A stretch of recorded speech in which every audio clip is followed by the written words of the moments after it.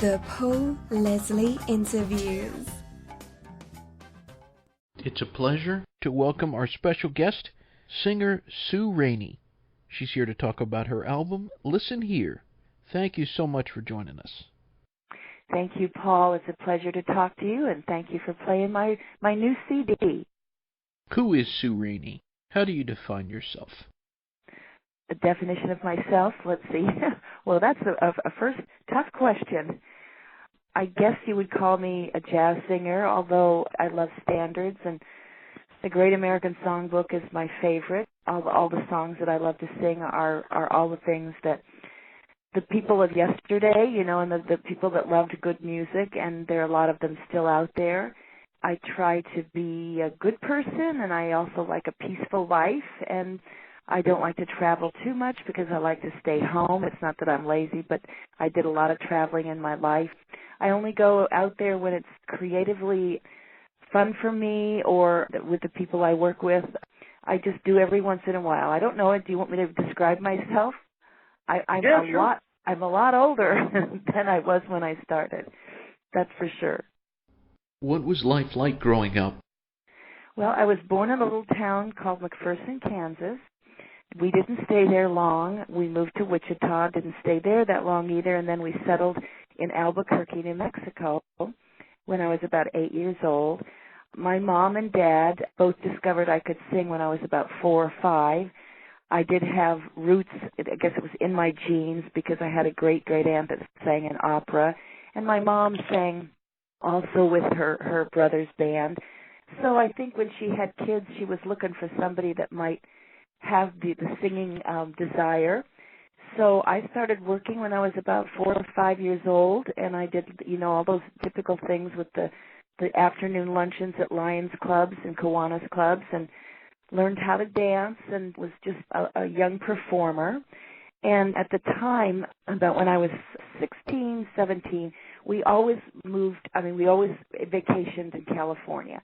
And my mom was always looking for people to listen to me sing. With her hard work and tenacity, we hooked up with Frankie Lane, who liked my singing, and he was sort of a mentor for me, and that was when I was about 15, and they were looking for a teenager to sing on the Jack Carson radio show, which was one of the last radio shows done at CBS over here. I got the job, and it was a wonderful opportunity. And the King sisters were on it. I mean, I'm probably telling you people's names, Paul, that you don't. You sound so young, but it was about 1955, 56. And then at 17, I got signed to Capitol Records. I did my first album with Nelson Riddle and a lot of nice things. And I look back on it now and I think, wow, here I was at Capitol with some of the most outstanding artists that there were of the day, Frank Sinatra, Peggy Lee, Dean Martin, just a roster of people at Capitol. And I was a little scared girl in a lot of ways. I listened to some of those early albums, and I think I was overwhelmed, but I did my job, and I hope I did it well. Well, let me ask you this. What was the first album that you bought? The first album that I bought? Well, my dad used to love Billy May, and I think that I grew up in the 50s, and I love Doris Day, which I do have a CD that I paid tribute to her that I did a couple years ago. And I can't remember the first record. My dad loved recordings, and he used to go out and buy them, and I loved listening to his taste in music. I loved the Ames brothers, and he had good taste in music. He wasn't a singer or he wasn't a musical person, but he just loved to listen to certain people, and I think that he was a great influence on me growing up listening to things. And I can't remember the first record I bought. Do many people answer that question right away? I've found that some people do, some people don't. But a lot of times the first album they buy, it ends up being kind of indicative of the future. Well, when I was growing up, like I say, I loved Doris Day, Rosemary Clooney, Patti Page, Perry Como, all the old goodies. I didn't really get into rock, although in the 60s I was, into my early 20s, and I didn't really go that direction. I loved Nat Cole. I used to come home from school and sit down, and I'd learned piano, and so I'd sit down and and play all the pop music of that day. I had sheet music, and I'd come home and voice the chords and just do all the things that all of the music I loved. And of course that was the pop music of the day, Tony Bennett and Nat Cole. And then of course it's traditional pop now, I guess sometimes they call it.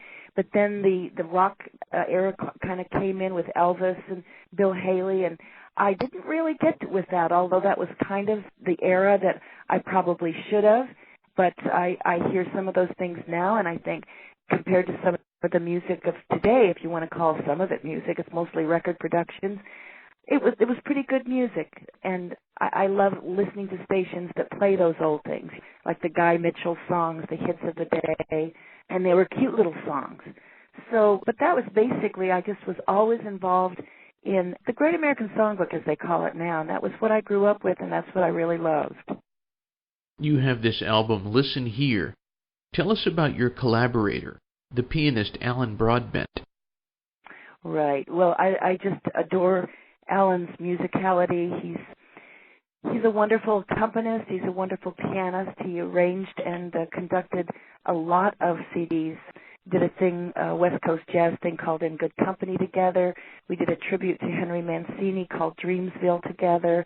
And when I perform, usually, especially at home here, he's now moved to Nyack, New York, but we always work together. I've admired him. Like I say, his musicianship is superb, and he writes beautiful charts and beautiful string arrangements. And the Doris Day tribute a couple years ago was with full orchestra. And this particular one, I always wanted to do a duo album with him, because he had done something with Irene Krall years ago, just a piano and voice. So in the back of our minds, we always thought that's what we would like to do sometime. And so we finally did it. And it's a little different doing it with just one instrument, just a piano. But we rehearsed a lot what we wanted to do, and I went into the studio and put it down rather, and I'm proud of the results. Would it be possible to pick a favorite song from your album, Listen Here? Favorite song? Let's see. I do love the title tune that was written by Dave Frischberg. He was good to me. I was always influenced by Chet Baker and his horn playing and his singing, and that's one of my favorites, if you think that would be a good one to do, because I love the story. When did you first become exposed to that song, Listen Here? Listen Here, well, I'm a friend of Dave Frischberg's. We did a lot of jingles together in the 70s. I was part owner of a jingle company, and I got to know him then. He did a lot of things for Sesame Street and the Electric Company. There's a lot of things he did, and we worked together then. He also wrote a song called Dodger Blue, which I was a big Dodger fan, and did a lot of things at the stadium here in L.A. He's just a prolific person, and I used to listen to him sing it, and I love the story. It's an introspective kind of thing that you're kind of speaking to yourself. As we all know, we have that still small voice inside of us that kind of spurs us on and tells us when we're not doing exactly the right thing, and I love the title tune just for the story of it. It's a wonderful story. Our special guest is Sue Raney. Tell us about the song you recorded, There Used to Be a Ballpark. Yeah, that's a great song written by Joe Raposa, and I heard it. Frank Sinatra had recorded it years ago, and I loved it. And I've always been a baseball fan. Like I say, I did a lot of things with the Dodgers. I did a lot of Old Timers Day games, and then I married a wonderful baseball player, / trumpet player, who's been on a lot of my CDs. He was with the Red Sox first and then the Chicago Cubs. His name's Carmen Sanzone, and I love baseball, and that's, again, a song that's part of my life. I love the sport, and it's again a lovely lyric. You can either apply it to an actual baseball park, or you can apply it to things that have changed in life, in America and wherever you are, things that have changed over the years and the decades. And so I really look for storylines. I love to sing lyrics. Lyrics are more important to me more than the music even. And I like to tell that story, and I love that little story about there used to be a ballpark here. When someone listens to your recordings, what do you want them to get out of the experience? Well, I think more than anything, I want that little story that I'm trying to tell to take people there, to let them go to where the lyrics take them, because each individual has their own situation, their own memories, their own times of their lives, and I hope that's what I try to do that, and I hope that's what I do when I sing. I know when I'm sitting at an audience and somebody is singing a story to me, I identify with it. It takes me to a place in my life. So that's, I think, the most important thing, and you probably hear most singers say that thing that they like to do is transport people, and a performance is a very important thing to incorporate that. I always tell my students, because I'm also a vocal coach, and I always tell them there's a performer in you and a person. And when you are performing a song, you have to get inside of that song and really, really tell the story.